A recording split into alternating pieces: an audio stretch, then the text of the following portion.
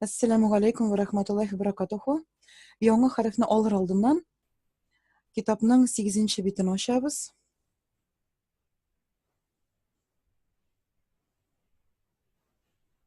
Biz sizning bilan o'tgan edik H harfin. Ham aytgan edik, mana bu harf tomoqning eng ostki ilishidan chiqadi deb. H, hi, hu. U mana shulayda yoziladi so'z boshida.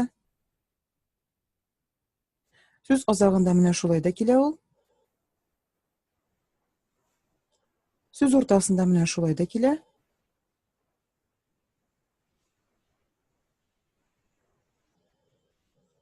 Ham aytdik, mana bu harf H u tomoqning eng ostki ilishidan chiqadi deb. 12-betni ochamiz.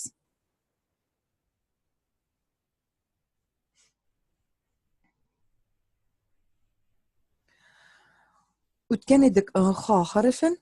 Bu harf bizning H deb o'qiladi, qoti harf. Ham endi mana bu harf tomoqning eng ustki ilishidan chiqadi. H, hi, hu. Azroq tomoqni qiribroq aytamiz. Xobi, xol dedik. Ham bugun tag'in bir harf olamiz. H harfi. Bu harf nechka ovoz? Nechka aytib o'qiladi? H, hi, hu deb. Ham bu harf tomoqning o'rtasidan chiqarga tegish. Ham bizga bir sxema yasab qo'yarga kerak bo'lacak. Mana shunday sxema chizib yozib qo'yamiz harflarni. Ham aytdik, tomoqning eng ostki ilishidan H harfi chiqadi deb. Mana shulayda keladi dedik. Shulayda keladi dedik. Bu bir harf bitindi. H. Alloh degandagi H bu. Mana shulay keladi. Tomoqning eng ustki ilishidan H harfi chiqadi dedik. Üstünde nuqtasi bularning H, hi, hu deb o'qiydik ana. Hem yangi harf bugungi u H harfi. Onun nuqtasini bo'lmay, u chipchista keladi. Hem mana bu harf u bizning tomoqning o'rtasidan chiqacak. H tomoqning ustki ilishidan, H tomoqning o'rtasidan, hem H tomoqning eng ostki ilishidan chiqarga tegish. H nechka ovoz?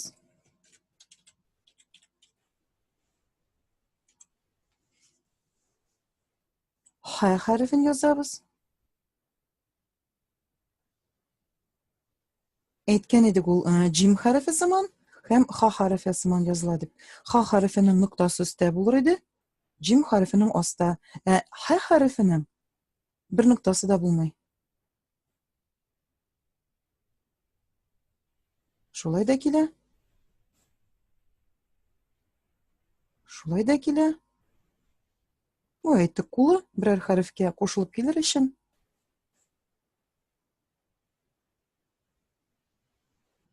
Ham shulayda keladi. Bu da qo'li biror harfga qo'shilib kelar ekan. Ham o'qib qaraymiz. H, hi, hu. H,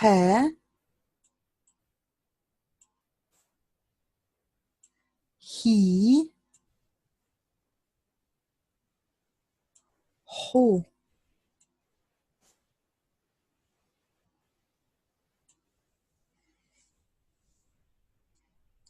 Kitobni ochamiz. Bu bizning 13-betda H, hi, hu. Hey. Hey. Hil. Haj. Hasan. Hasan. Hasa. Hasab. Hasab. Hasa. Hem mana bunda dal harfini yozganlar. Bu harfni hali biz o'tmadik. Hasad. Mu. محسن محسن مح чепчиста ха деп оқимыз. محشر منحر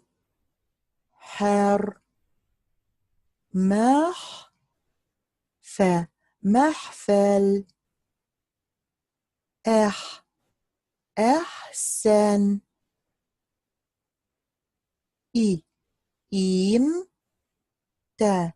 إمتى امتحن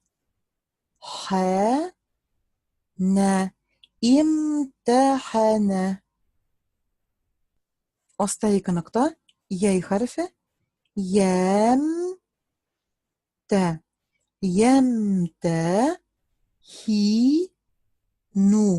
يمتحن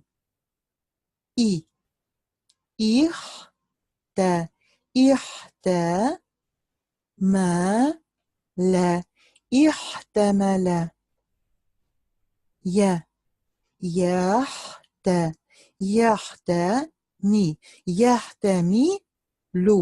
يحتمل سين حرف يمشق استحسن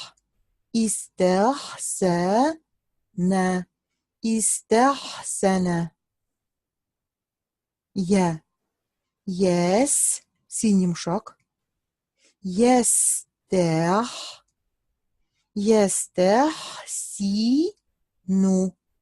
يستحسن إحران нун йомшак, шуңа бу хәрефне йомшак итеп укыйбыз. Ихран җәмә.